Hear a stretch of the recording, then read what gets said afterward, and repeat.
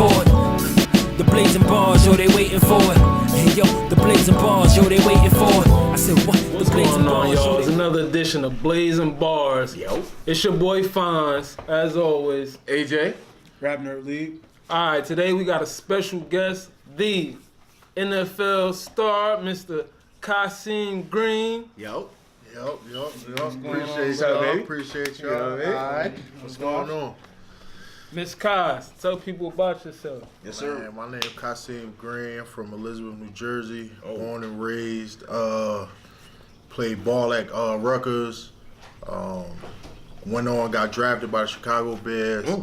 And man, hey, I lived my dream, and now I'm trying to, influence young guys not to kind of get caught up in the stuff that we particularly get caught up in, and that's the material things. Yeah. All right.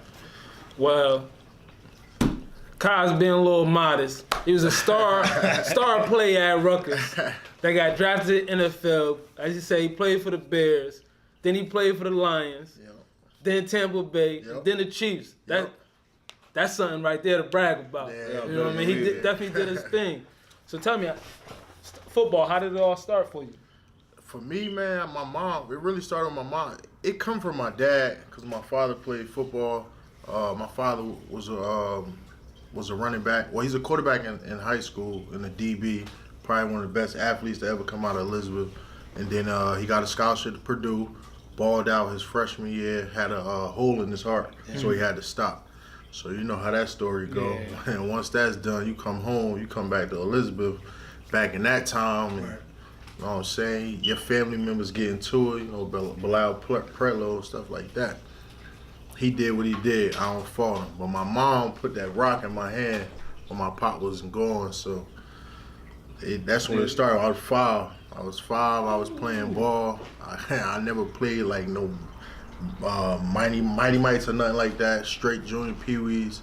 Got busy from there. So. Oh, for real? Yeah, I've been playing since I was 5. Okay, so now he's a star player at Rutgers. How was that like? Coming from Elizabeth, the troubles that many black people go through, you know what I mean? How was that being showcased on that level at Rutgers? Right, it was like, I can't even explain it. It was almost better than being in the league, to be honest with you. Yeah, the only difference is the money. Right. Like, you get paid. That's the only difference. My family coming down to the games, the way they embraced me on campus. Like when people say big man on campus, like I really was big man on campus. Wherever I walked there, everybody knew me. Right. You know what I'm saying? Like any little bar I went to, you know what I'm saying, they loved me. Like it was crazy, man. Crazy. You still get that same love? Same love, bro. I just got an email today to go to the spring ball game to sign autographs before the game. Like, That's great. That's great. I'm hoping I'm gonna put my bid in now for them to retire my number. Like, I was the only 2-time defensive player of the conference ever in the history, not only of Rutgers but of like the Big East. Nobody has ever won it back to back. So I did that my junior, my senior year. Know what I'm saying? So I feel pretty stamped up there. Like, I feel like the man when I'm up there. That's good. You know I got a question though.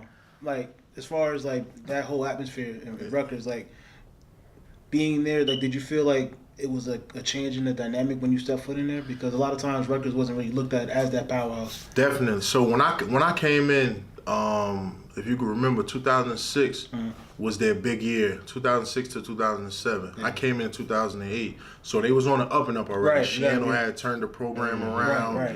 and I kind of came in at a time where I played with both the McCourty twins, Courtney Green, Mike Till. Right. I mean, if I name Kevin Brown, if I keep Kevin Malice, if I keep naming the dudes, like I'll be here all day. Right, exactly. So some of the dudes I came in under when I was a freshman was seniors going out. So they kind of like showed us the way. Right. And then my redshirt freshman year was like, that was my time. Like it was me and the guys that came in with me. It was our time. And then the recruiting classes they kept getting better and better and better. So we was the first team to win the Big East. So,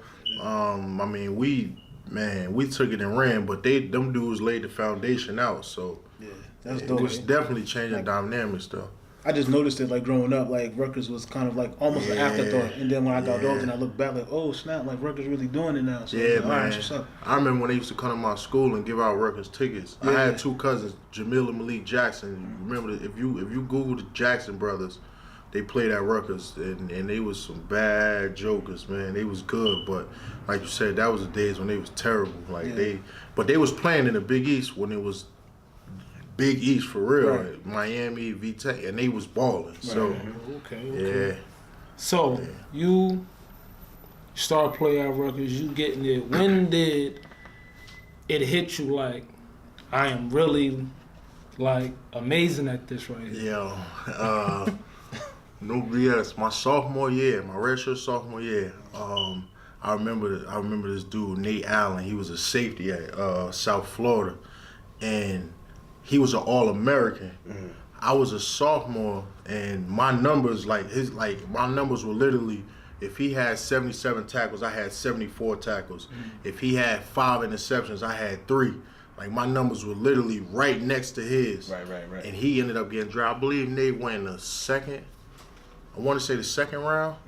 So that's kind of when it hit me, like, damn, like I could really do this. Like, I know I've been good all my life. I've been around good people all my life, my boys and stuff, but like, I'm really on this level and I'm doing it. Then my junior year, it took off. Like, it took off. When I say it took off, like, I'm Big East Media Day. I'm down there in Connecticut. I'm doing all this stuff, and I'm just sitting back like, dang, I'm really that dude. Like, I'm really that Super dude. surreal, right? Yeah, it's like it's surreal, man. I'm on magazines and stuff. Like, Can't believe it. damn, yeah. So that's kind of when it hit me. Like, the end of my sophomore year, going into my junior year, redshirt junior year, it was like, dang, I'm really that dude. Like, I can really do this for real.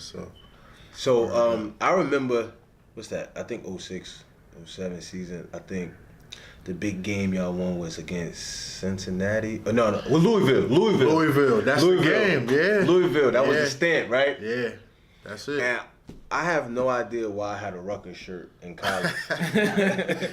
No, straight lace, no lie.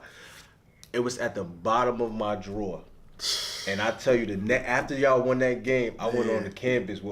I played football. You know what I'm saying? I played D2 though. You know what I mean? I wasn't like you. Ball is At Benedict. ball. Yeah, Benedict. And I tell you, son, like, I wore that it was like a collar, like a polo. It had the big Rutgers. Yo, when I tell you, after that game, everybody was like, yo, get out of here, yo. I was proud to be from Jersey at that day. Like, let me tell you, y'all won that game, so it was like, I was glued to the TV watching that game. So the next day, I want everybody to know I was from Jersey. Word I up. don't even know how I got that. I can't tell you how I got that. How you got the jersey, the shirt? I can't tell you how I got it. I just know I had it. I remember watching that game too. My brothers was at the game because my younger brother, he played at Pitt. Then my other brother Bash, he was getting recruited and stuff too. They was at the game. I ain't go. And I remember when they won that joint. I'm looking like, I see everybody jumping over, running on the field. I'm like, damn, I should have been there. Exactly. That was a classic game. That was too. classic. Yeah, that was big. So I got a question speaking about that because I played in New Jersey football. I played football as a Scavly. So my thing was to recruit and keep the talent. Like, to me, if Rutgers could keep New Jersey talent and not let it leave, Rutgers would be a powerhouse. Yes. Like, but for some reason they can't seem to lock in the talent. So as a blue chip athlete going into, like, what's the recruiting process like for them? To be honest with you, man, everywhere else could lay out back in the day could lay out a bigger plan than RU. Like, the facilities, the conference, all of that. They could Alabama could come in. Yo, we play in SEC, the mother of football. Like, they could come in, they could still do. Penn State at the time was Big Ten. We could do this, we could do that, and we right up the street so your family could see you, academics, whatever. Now, it's changing because we are in the Big Ten now. So now we're in a big-time conference. So you can't talk about competition no more. Academics, we number one in everything when it comes to student athletes. So you can't talk about that. Facilities, state of the art. Like, Rutgers facilities now, crazy. So the next thing is getting that person, and I'm trying to actually get on the staff so I could sit, because I could walk into somebody's house in Newark or somebody's house in Orange and be like, yo, I'm from Elizabeth, bro. I'm from this. Like, I know what this is about. RU is where it's at. If you really want to mean something or you want to be a legend, go to RU. Right. I think they need that. And turn it around. I think I'm definitely trying. I'm I'm working my hardest to try to get into recruiting or something, because, like you said, if we keep our players home, I don't care what nobody says. Now, we got the best talent. Jersey got the best talent. We got the most heart. Yeah. You put a Jersey kid anywhere at any school, they gonna hold it down. Straight up. So I don't know if you know, but I always so out of all 50 states, we're in the top 15 of recruiting. Like they come to New Jersey to recruit either like specialty players, like, you know, like just regular athletes, or linemen and stuff like that. Like they come get us. Yeah, they do. So we have. That shows us right there. We got the potential. Got it. Yeah, we're top 15 we states of recruiting, and we can't keep the talent here. Nah, like that's crazy. Nobody want to be around, bro. Nobody, cause the sell pitch is not there. And then, like I said, personally, I feel like some kids just they sit and look at the recruiting coach and be like, you telling me all this good stuff, but you don't know my situation. Right. You can't relate to me. Right. You can't, like me. Be honest with you, if I wasn't about to have a kid, my daughter, I probably wouldn't have went to Rutgers either. To be 100% frank with you, like I probably wouldn't have went to Rutgers. They ain't recruit me heavily coming out of high school. I went to a prep school, and then that's when they jumped on me. Like, but other than that, I had my heart fixed on going to UConn, like right up the street in Connecticut, to be playing against Rutgers. Like I was taking that personal. So is that they really heavily recruited you, UConn? Heavy. And my prep school was in Connecticut, but they literally, it was heavy though. I'm talking about like coming to the school, I'm going, unofficial visits, I'm going down there with my family. They made it feel good. Like they made me feel like I needed to be there. As opposed to RU, who they did, but they didn't. But then when I went to that prep school, it was like, oh, this kid could play, like boom. So I mean, it's all about that pitch.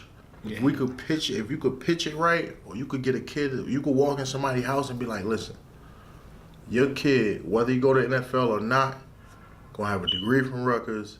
He's gonna have connections out of this world. He's gonna be working and doing whatever you want.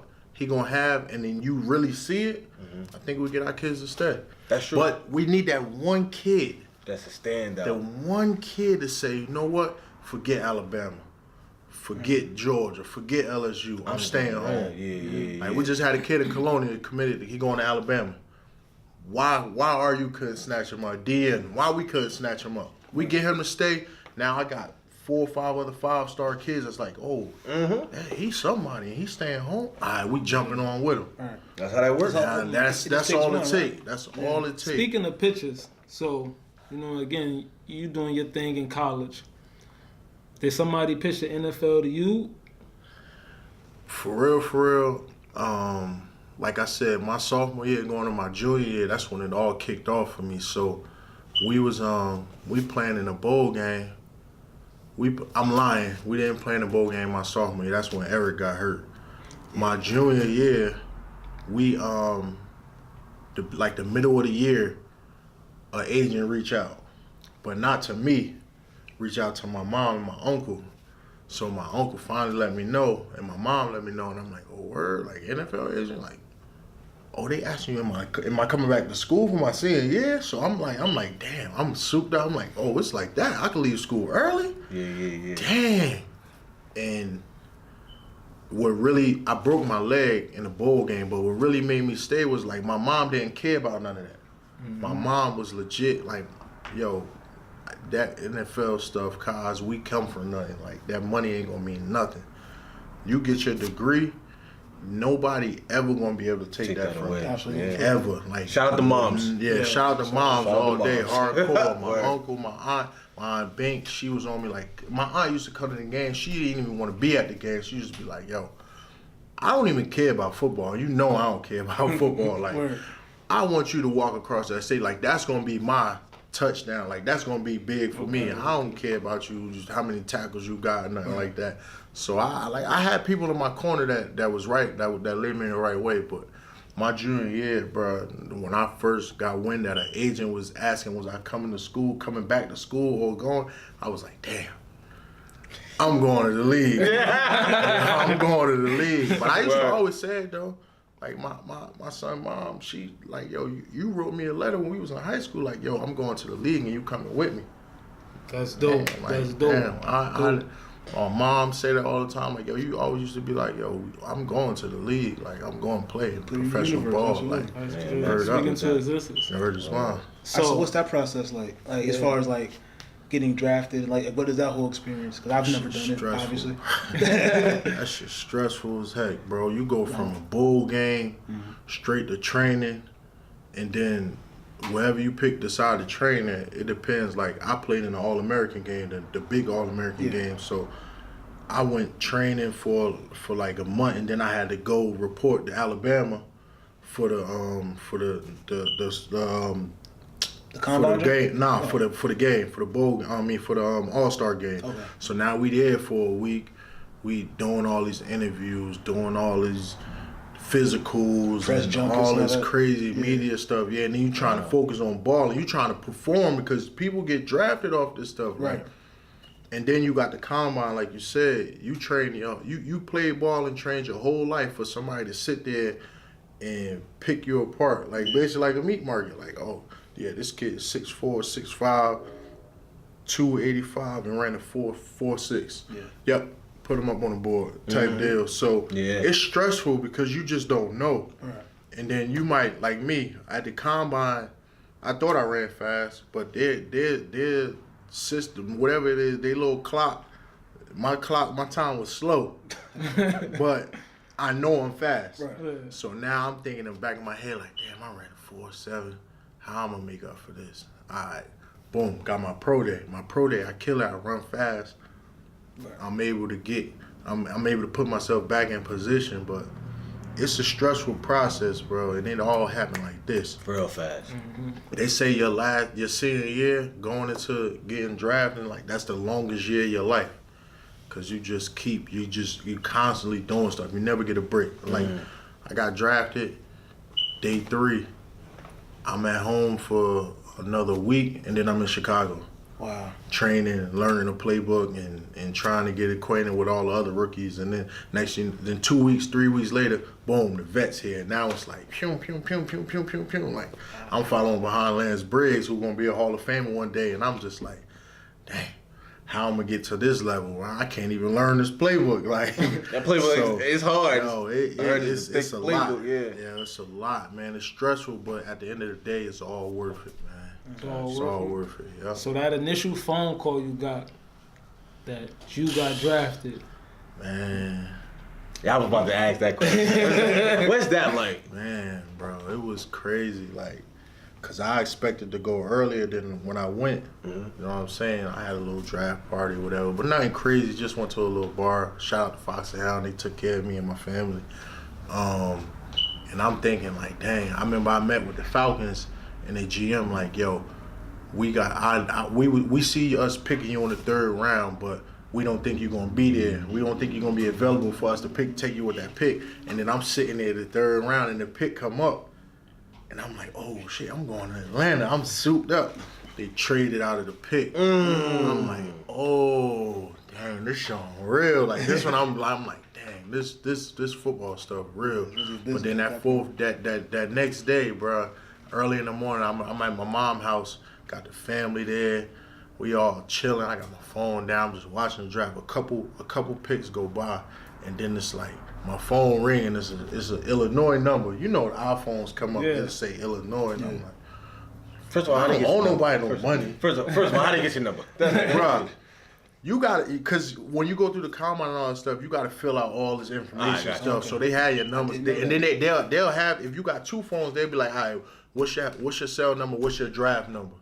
Because sometimes the agent might say, yo, put this number down. I'm going to have this phone for you. So you know for a fact it's a team when they call. Copy. But I had my cell phone number on there, and I seen Illinois, and I'm like, the fuck? I know I don't owe nobody no money or nothing. So Bill collector's calling me. Illinois number calling me for. Right. Then I look at the TV. I'm like, oh shit, the Bears on the clock right now. Oh, hello, Right.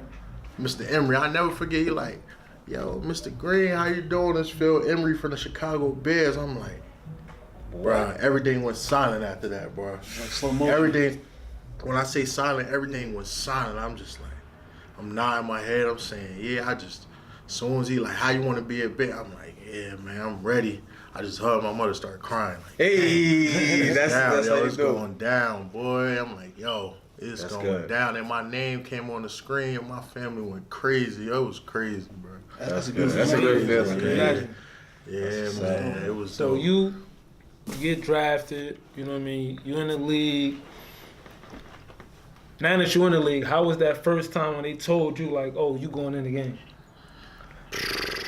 Hey, yo.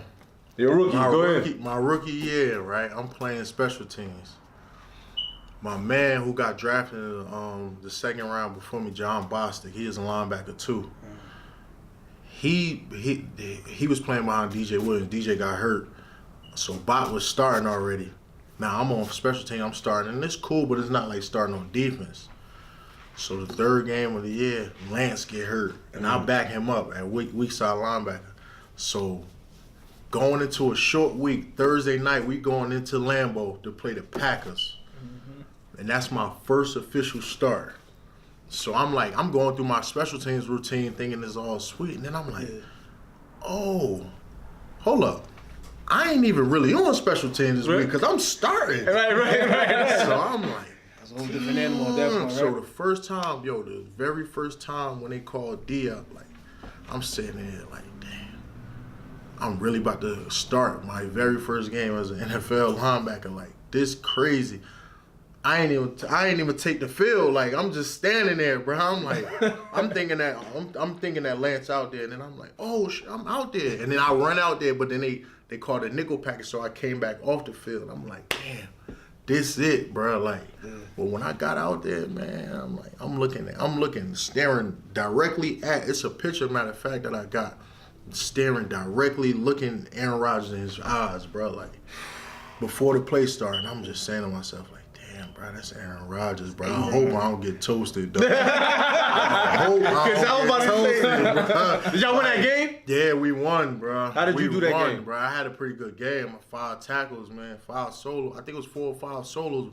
Like, I felt good, bro. Like, I felt good. Right. A-Rod got hurt, though. It is what it is, bro. Made it easier. It is what it is. Made it easier. He got hurt. He broke his collarbone or whatever. But hey, it is what it is. My day was good. We won. Right. So it was cold as hell out there, though. So transition, when you're playing for the Bears, transitioning to do there, you know, then you went to the Lions, you know what I mean? Then the Tampa Bay and the Chiefs. Like, how was that? Was that nerve-wracking? Yeah, man, it's a bounce around game. Like in Chicago, I was set up. I had a little crib, whatever. I was set up. I was chilling. Then when they fire the coach, the GM, and then everybody start moving, like you see a OG go, and then you see a dude you came in with go, and you just waiting. Then next thing you know, it's your number call. Yo, we releasing you, and then now Tampa picked you off waivers. So I'm like, all right, cool. But I don't get comfortable. Now it's like I know the business, so I know I can be released. So I'm not making no friends or nothing. I'm just like, all right, once I sign the deal and I know I'm here, I'm good. That ain't happened in Tampa Bay, but I got picked up in Detroit, and I was there for the rest of the year and then the following year. So I was like, I was a little bit more comfortable. As soon as I get ready to get a career, bang my shoulder up. You know what I'm saying? And now I'm getting released. So it's like, it's definitely nerve-wracking, man. But I'm not going to lie. I was personally upset when Tampa cut you. Yeah, man. You know, one, it's like, that's my guy. Yeah. That's my team. Yeah. I really got something to root for. Yeah, I'll yeah. never forget when you caught the interception and ran it back. I said, we keep it, we keep it, we good. We keep it. Then it's like, Kyle's not there no more. What do you mean? He just scored. Bro. I just knew that Just like solidified that. it, bro. Yeah. 98 yards. I caught it. Pew! I knew I was on that team. You couldn't tell me nothing. Bro, no BS. I could have almost found a house down that mud. That's how solid I knew. Like, I know I'm on this team. Right. Then they like, we gonna go in another direction. We're going younger dude. I'm like, that's crazy. Man, it's crazy though. It's a business though. No, it teach you a lot though. Oh yeah, like knowing that teach it's a you a lot. business, like does that keep you like sober, like minded, like knowing that you at any moment something can happen like that? Man, I'm telling you, all of my experience, man, and he'll tell you like Allah don't make no mistakes, bro. Like I really feel like everything I went through then has brought me to where I'm at now. Absolutely. So me getting cut or me, with my little situation, the little incident with my kids, any of that stuff has all taught me where I could sit in front of a kid or sit in front of a group of kids and give them the real. Right. I'm not sugarcoating nothing. I'm going to give you the real, bro. As you shouldn't, 15, if it's 15 of y'all in here, maybe one of y'all going to make it to play D1 ball. Right. Forget the league. Right. To play D1 ball. Like true. that I feel like because of everything I went, I could sit there and say that. Right. So Okay. and it would be be honest. unbelievable because I went through it. Yeah, Yeah, so firsthand. that's lit. So Firsthand. speaking of that, and you brought it up, Kansas City call you. You on a roster. You're on. Like you're there.